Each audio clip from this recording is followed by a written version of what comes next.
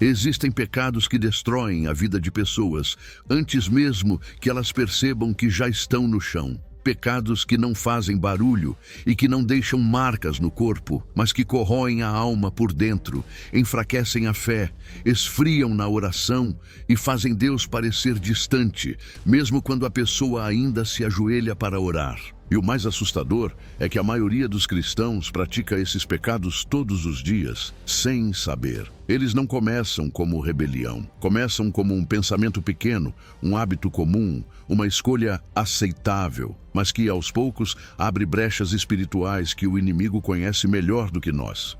Hoje você vai descobrir os 7 pecados silenciosos que estão apagando a vida espiritual de milhares de cristãos. E o último deles é o mais destrutivo, porque ele não exige ação, não exige palavras, não exige toque. Basta existir dentro de você e tudo ao seu redor começa a morrer. Se você já sentiu que ora, mas nada muda, que tenta, mas parece que algo sempre te puxa para baixo, então este vídeo não é apenas um alerta, é um espelho. E pode ser que, ao olhar para ele, você finalmente descobrirá o verdadeiro motivo do seu desânimo espiritual. A partir deste ponto, você precisa prestar atenção em cada detalhe. Se existem pecados que passam despercebidos, é porque eles se escondem nas áreas onde ninguém vigia. Eles não dependem de escândalos, dependem de descuidos. E é exatamente isso que torna esses 7 tão perigosos. A vida espiritual não desaba de uma vez. Ela enfraquece por dentro, em decisões pequenas, em hábitos que parecem inofensivos. Quando o coração percebe, a sensibilidade já se perdeu, a oração já não flui e a fé já está desgastada. Por isso este vídeo foi preparado de forma direta, para identificar, sem demora, os sinais que muitos ignoram. Cada um desses pecados atua de maneira diferente, mas todos têm o mesmo efeito. Distanciam você de Deus enquanto você acredita que está tudo bem.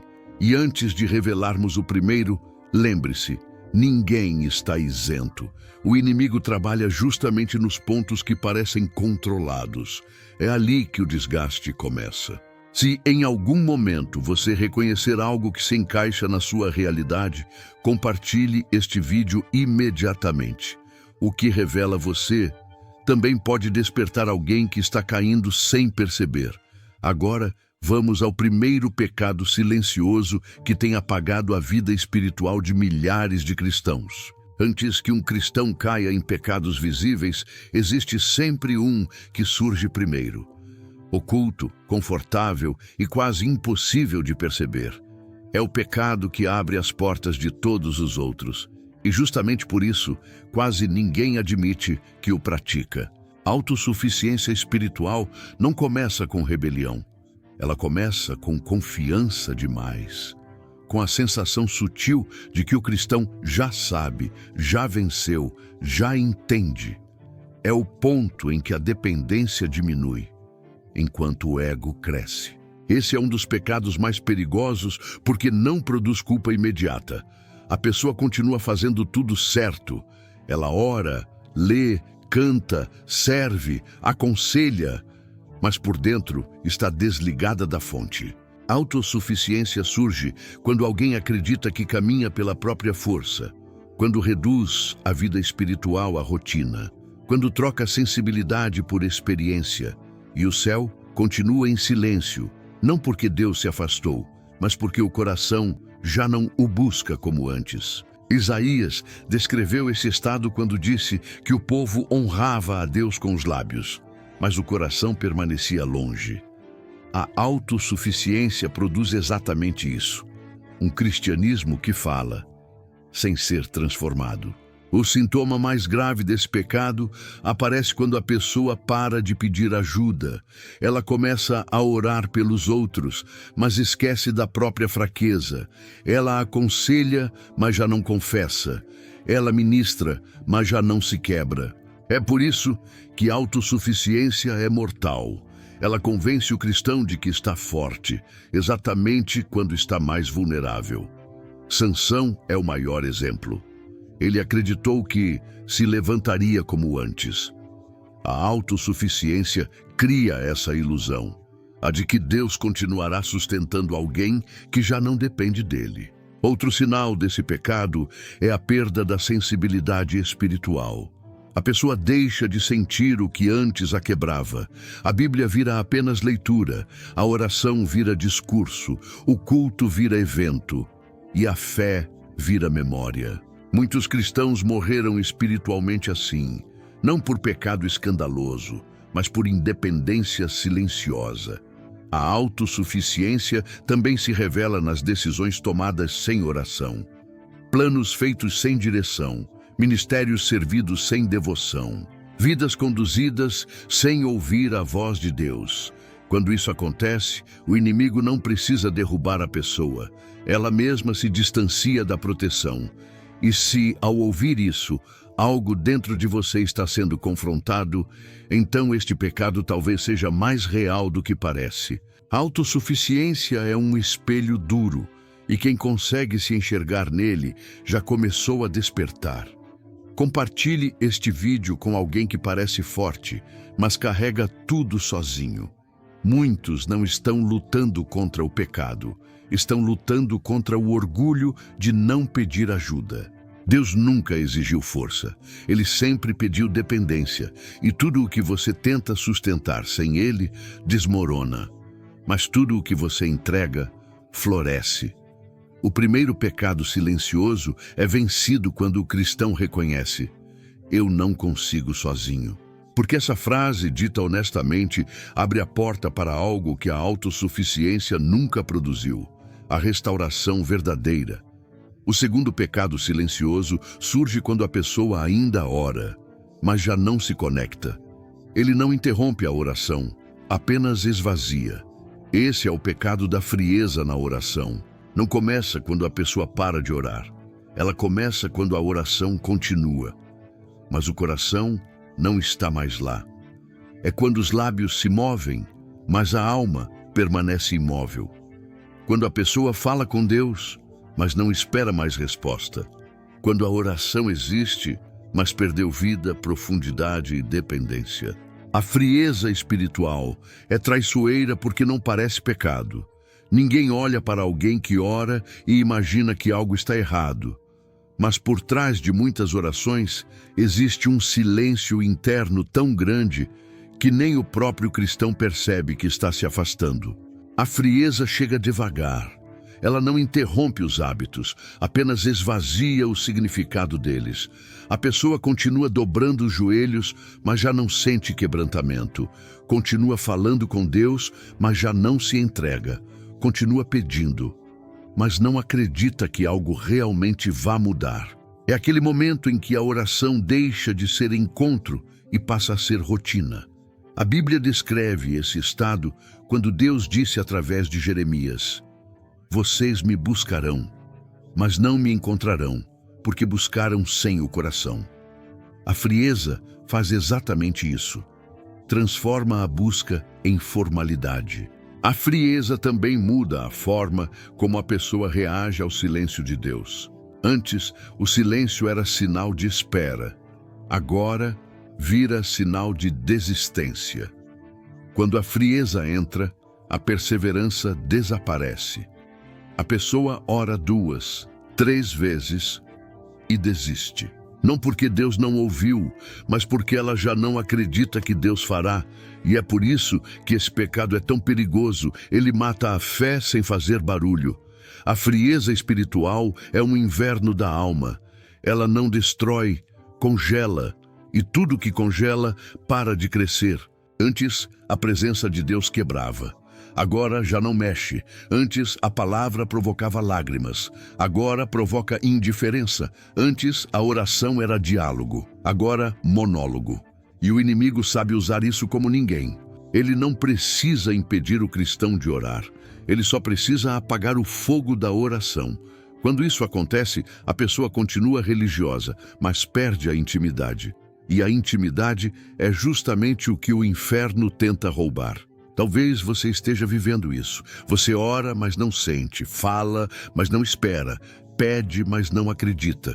Se alguma parte disso te alcançou, a frieza está mais presente do que parece. E aqui está algo decisivo: a frieza nunca vem sozinha. Ela abre portas, ela reduz o discernimento, ela prepara o terreno para o pecado seguinte. Muitos cristãos que caíram não começaram com rebelião, começaram esfriando na oração. Se você conhece alguém que ora, mas parece distante, compartilhe este vídeo com essa pessoa agora. Tem gente lutando em silêncio e uma única palavra pode reacender o que está apagando. A frieza espiritual não é definitiva, mas nunca se cura sozinha. Ela derrete quando o cristão admite: Senhor, perdi o fogo, mas eu quero voltar a queimar. É essa confissão que reacende o altar, que quebra o gelo, que dá início à restauração. Onde há humildade, o fogo sempre volta. E esse pode ser exatamente o momento em que o fogo começa a voltar.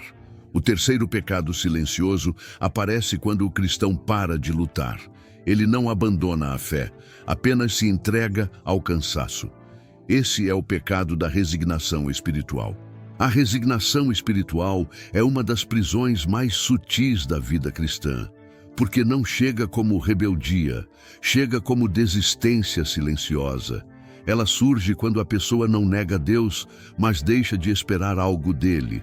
Quando não perde a fé, apenas perde a expectativa.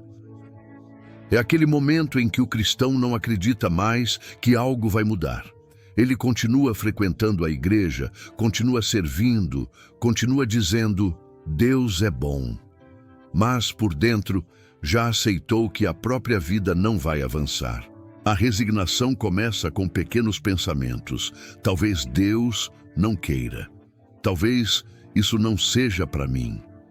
Talvez não adiante insistir. E esses talvez abrem espaço para um tanto faz que destrói a vida espiritual mais do que o pecado visível. A pessoa deixa de insistir naquilo que Deus ainda não terminou. Ela não abandona a fé, apenas estaciona nela. O perigo é que a resignação não dói, ela anestesia. É como uma nuvem que cobre o coração e vai apagando a voz da esperança. Antes o cristão sonhava, agora sobrevive. Antes orava com força, agora cumpre obrigação. Antes lutava espiritualmente, agora apenas aceita. E maior tragédia da resignação é que ela cria uma imagem distorcida de Deus. Não que ele não possa agir, mas que não vai agir para mim. Isso transforma o cristão em alguém que acredita no poder de Deus, mas não na bondade de Deus. Marta viveu isso quando disse a Jesus: se tu estivesses aqui, meu irmão não teria morrido. Ela acreditava no passado, acreditava no futuro, mas não acreditava no agora. A resignação faz exatamente isso, remove Deus do presente. Ela cria uma fé que admira, mas não espera, que glorifica, mas não avança, que aceita a dor, mas não busca a cura. E o inimigo conhece esse terreno. Ele sabe que quando a pessoa para de esperar, ela para de resistir. E tudo que não é resistido, cresce. A resignação transforma prisões temporárias em rotinas permanentes. Transforma atrasos em sentenças. Transforma silêncio em não. Transforma pausa em desistência. E talvez você esteja vivendo exatamente isso. Uma área em sua vida que você já não ora mais com força, não acredita mais com coragem, não espera mais com fé. Não porque Deus disse algo, mas porque a luta durou demais. Muita gente morreu espiritualmente assim, não por queda brusca, mas por desistência lenta. Esse pecado silencioso corrói a alma, porque faz o cristão acreditar que a derrota é parte da identidade dele. E quando isso acontece, ele para de tentar. É por isso que a resignação é tão mortal. Ela rouba não apenas o que você perdeu, mas tudo o que ainda poderia viver. A boa notícia: a resignação se desfaz no exato momento em que você decide tentar de novo. O impossível nunca esteve longe demais para Deus, mas muitas vezes esteve longe demais para a nossa coragem. Se alguma parte disso tocou você, Se existe uma área da sua vida onde você parou de esperar, compartilhe este vídeo com alguém que também precisa recomeçar. Às vezes, a força que falta em nós nasce quando ajudamos alguém a levantar. A resignação só perde poder quando o cristão declara: "Eu ainda espero". Essa frase simples tem o poder de reabrir histórias que você acreditou que já tinham terminado. O quarto pecado silencioso nasce quando o cristão deixa de reconhecer o que Deus já fez. A fé não morre por falta de milagre, mas por falta de memória. Quando o coração começa a medir a fidelidade de Deus pela circunstância do dia e não pelo cuidado de toda uma vida. O cristão ingrato não é alguém que reclama abertamente. Muitas vezes é alguém que simplesmente não percebe mais o cuidado divino. Ele acorda, mas não agradece. Trabalha, mas não reconhece a provisão. Vence batalhas, mas esquece quem o sustentou. Recebe livramentos, mas trata como coincidências. A ingratidão é perigosa porque apaga a fé silenciosamente. Ela rouba a capacidade de enxergar Deus no cotidiano. E quem não vê Deus no presente, não consegue confiar nele no futuro. Foi isso que aconteceu com Israel no deserto. O povo viu o mar se abrir, o maná cair, a água brotar da rocha, mas bastava um dia difícil, e eles esqueciam tudo. A ingratidão tem esse efeito. Ela torna o milagre de ontem irrelevante diante do problema de hoje. E quando isso acontece, o coração perde estabilidade. A pessoa passa a viver de crise em crise, de dúvida em dúvida, de carência em carência. A ingratidão também é alimentada por comparação. O cristão olha para a vida do outro e interpreta como falta aquilo que Deus nunca prometeu para ele. Essa comparação destrói a capacidade de celebrar. A pessoa já não agradece pelo que tem, porque está ocupada lamentando o que não recebeu. A ingratidão também se manifesta quando o cristão transforma oração em cobrança. Ele fala com Deus não como filho, mas como alguém que exige explicações. E quando Deus não responde como ele espera, a relação se desgasta. A ingratidão é mortal, porque altera a forma como enxergamos Deus. Em vez de pai, ele se torna apenas uma fonte de bênçãos. Em vez de relacionamento, interesse. Em vez de devoção, dependência emocional. E quando a gratidão desaparece, a adoração perde sentido. A pessoa canta sem reconhecer, serve sem se alegrar, ora sem se lembrar, e vive como se Deus nunca tivesse feito nada. Mas a verdade é que a memória espiritual é uma arma. Davi venceu Golias porque se lembrou do leão e do urso. A gratidão fortalece a fé porque lembra ao coração quem Deus sempre foi. É por isso que a ingratidão é tão perigosa. Ela cria uma fé fraca. A frieza na oração não começa quando a pessoa para de orar. Ela começa quando a oração continua. Mas o coração não está mais lá. É quando os lábios se movem, mas a alma permanece imóvel. Quando a pessoa fala com Deus, mas não espera mais resposta. Quando a oração existe, mas perdeu vida, profundidade e dependência. A mudança começa no momento em que você decide olhar para trás com honestidade. Porque quando a gratidão volta, a fé revive. Quando a memória desperta, a esperança respira. E quando o coração reconhece, Deus volta a ser visível. Se essa verdade te confrontou, compartilhe este vídeo com alguém que também precisa lembrar do que Deus já fez. Às vezes, a gratidão renasce quando dois corações se ajudam a enxergar. A ingratidão se desfaz quando o cristão declara: "Eu ainda reconheço". Essa frase abre portas que a queixa fechou, desfaz pesos que o esquecimento criou e reacende uma fé que estava quase se apagando. O quinto pecado não grita, não quebra nada, não xinga ninguém. Ele apenas se instala em silêncio.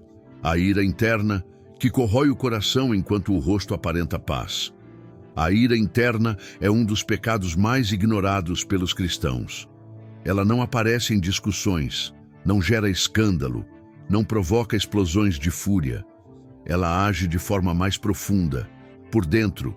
É aquela irritação silenciosa que a pessoa carrega, aquela mágoa não resolvida, aquele ressentimento guardado que ninguém percebe, mas que muda completamente a forma como o coração se relaciona com Deus. A ira interna começa quando o cristão se cala por fora, mas continua inflamado por dentro. Ele não confronta, não resolve, não trata, apenas guarda. E o que é guardado demais, apodrece. Paulo disse: irai-vos, mas não pequeis. Não deixem o sol se pôr sobre a ira. A ira interna nasce exatamente quando o sol se põe e a pessoa decide deixar para lá, quando finge que esqueceu, mas a alma continua sangrando. E o problema é que a ira interna distorce tudo. A forma de olhar para as pessoas muda. A forma de interpretar situações muda, até a forma de ouvir Deus muda. A oração fica pesada, a leitura se torna seca, a adoração perde profundidade, porque a ira ocupa o espaço onde a paz deveria morar. Esse é o perigo. A ira interna é silenciosa, porém dominadora. Ela não precisa de voz, basta existir. A ira interna também se manifesta como irritação constante. A pessoa acorda cansada, vive impaciente, reage com dureza a pequenas coisas.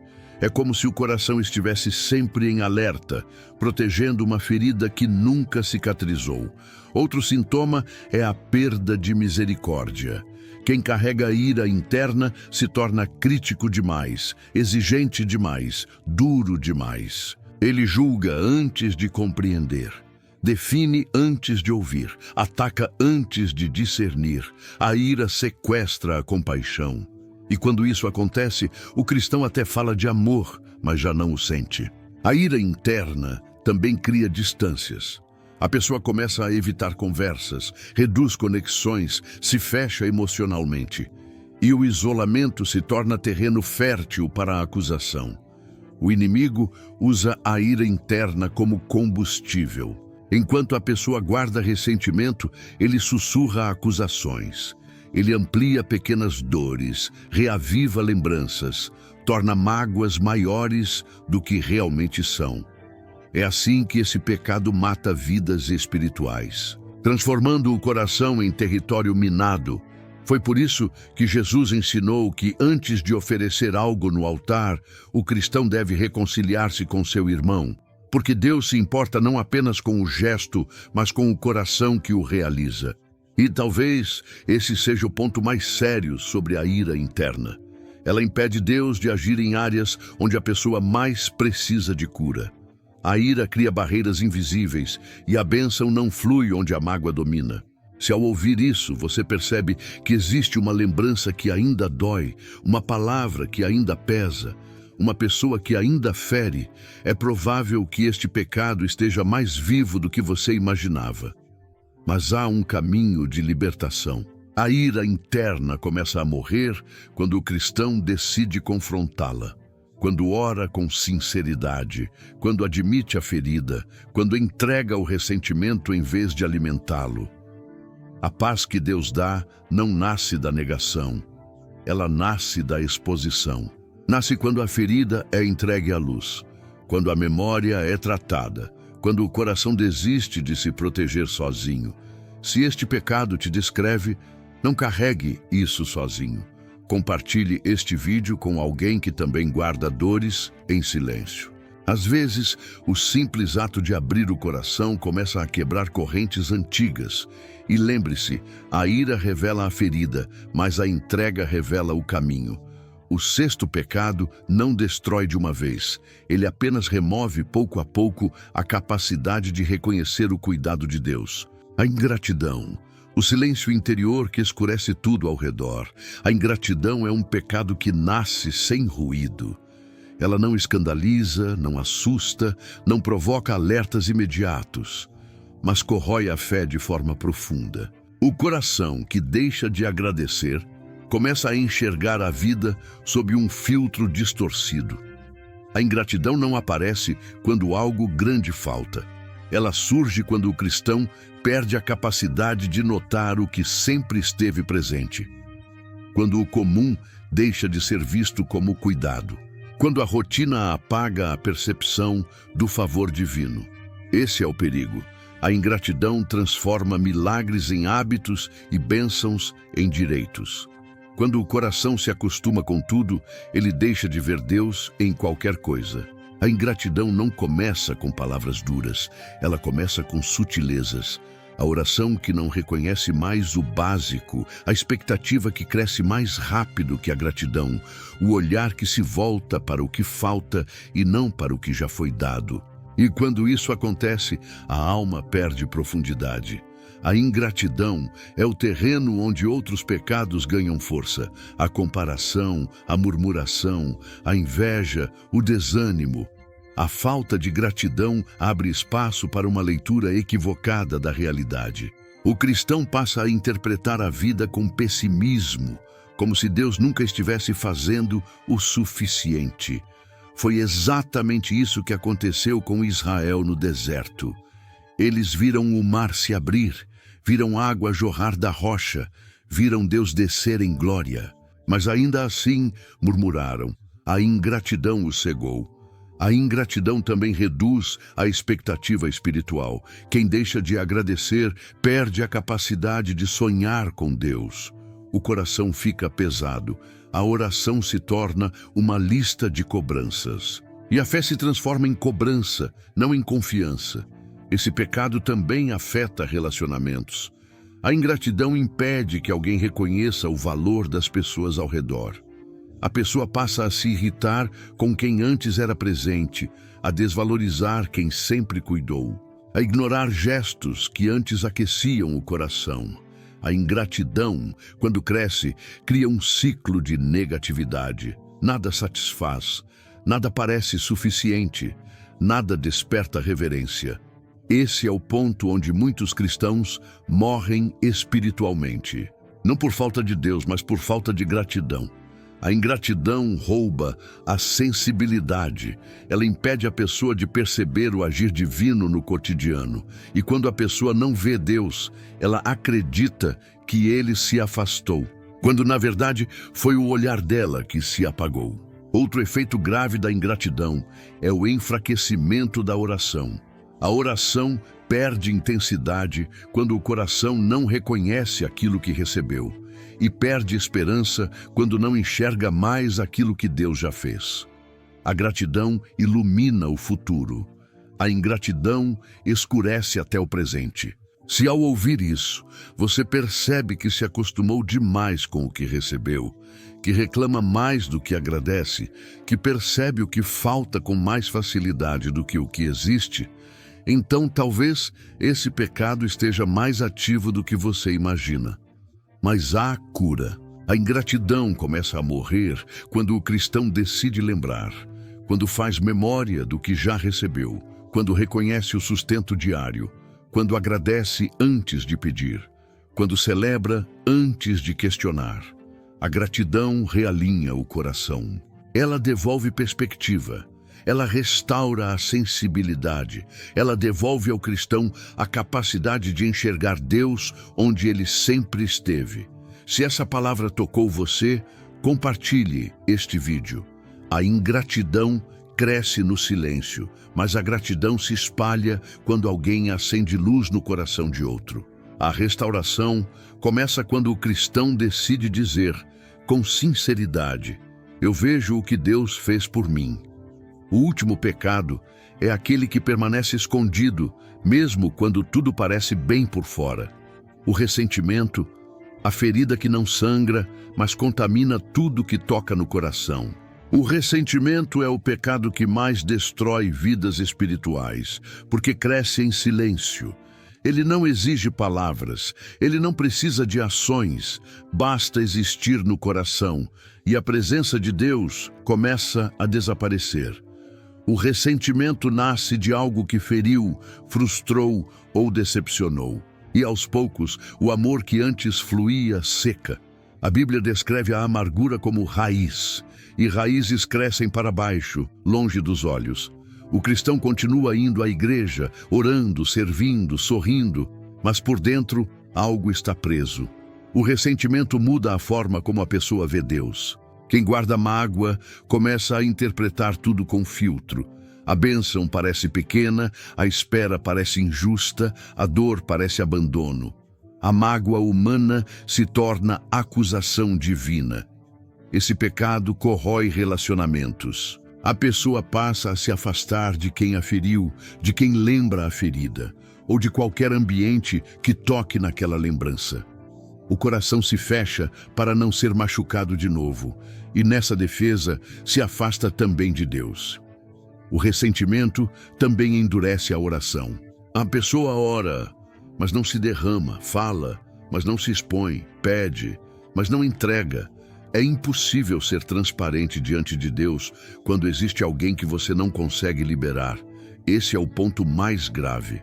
O ressentimento cria um bloqueio espiritual.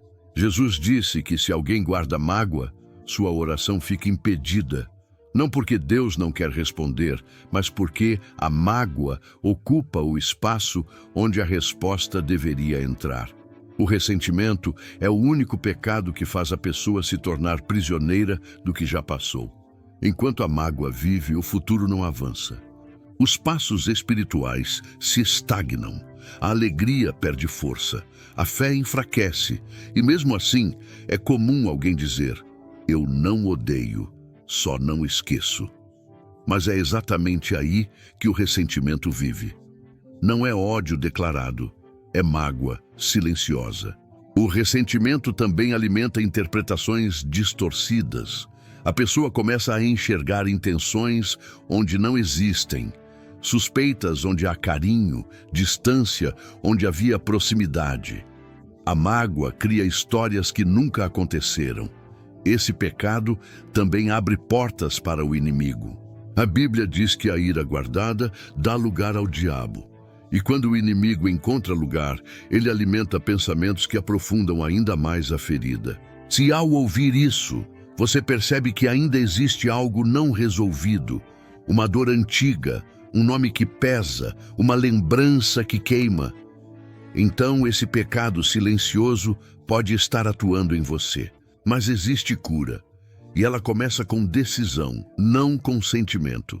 Ninguém perdoa porque sente, perdoa porque decide. O sentimento vem depois. O ressentimento começa a morrer quando o cristão libera o peso, quando entrega o que doeu, quando escolhe não alimentar mais a lembrança, quando permite que Deus entre na área que sempre foi evitada. O perdão não diz que a dor não existiu. Ele apenas declara que a dor não governa mais. Se essa palavra te confrontou, compartilhe este vídeo. Há pessoas carregando mágoas que estão destruindo sua vida espiritual. E um simples envio pode iniciar uma cura que elas nunca conseguiram começar sozinhas. A restauração nasce quando o cristão diz: "Senhor, eu libero." Ele se instala onde ninguém percebe, e quando finalmente aparece, o estrago já está feito. Mas a boa notícia é que o caminho de volta também começa no coração. A restauração não depende de força nem de perfeição. Ela nasce do reconhecimento. Do momento em que alguém olha para si mesmo e diz: "Eu preciso voltar, eu preciso ser renovado, eu preciso de Deus." Se algo neste vídeo confrontou você, se um dos pecados descritos mostrou um espelho que você evitava, entenda, isso não é condenação. É chamado. É Deus revelando a ferida para curar, não para expor. A transformação espiritual não acontece quando a pessoa tenta ser forte, mas quando ela deixa Deus agir onde sempre tentou esconder. E antes de orarmos, eu peço que você compartilhe este vídeo com alguém, não por engajamento, mas porque há pessoas ao seu redor que estão morrendo por dentro, carregando pecados silenciosos que ninguém percebeu. O seu compartilhamento pode abrir uma porta que elas nunca conseguiram abrir sozinhas. Pode ser a diferença entre continuar caindo ou começar a ser restaurado. Agora, feche seus olhos, se puder, e receba esta oração. Senhor, nós chegamos diante de Ti, reconhecendo que muitas vezes caímos no que não percebemos. Pecados silenciosos entraram, cresceram e feriram áreas que tentamos esconder. Mas hoje, pela tua palavra, o que estava oculto veio à luz. Toca agora cada coração que ouviu esta mensagem. Restaura a sensibilidade espiritual, renova a fé, purifica a mente, fortalece as emoções. Que toda raiz de orgulho, distração, frieza, mágoa, autossuficiência, incredulidade ou ressentimento seja arrancada agora, em nome de Jesus. Dá-nos olhos limpos, coração quebrantado e vida alinhada contigo. Que a tua presença ocupe cada espaço onde o pecado silencioso encontrou lugar e que, a partir de hoje, cada passo seja guiado pela tua graça, pela tua verdade e pelo teu Espírito. Nós te pedimos, reacende o fogo que um dia queimou, devolve a alegria da salvação e derrama sobre nós o desejo de viver uma fé viva, profunda e verdadeira.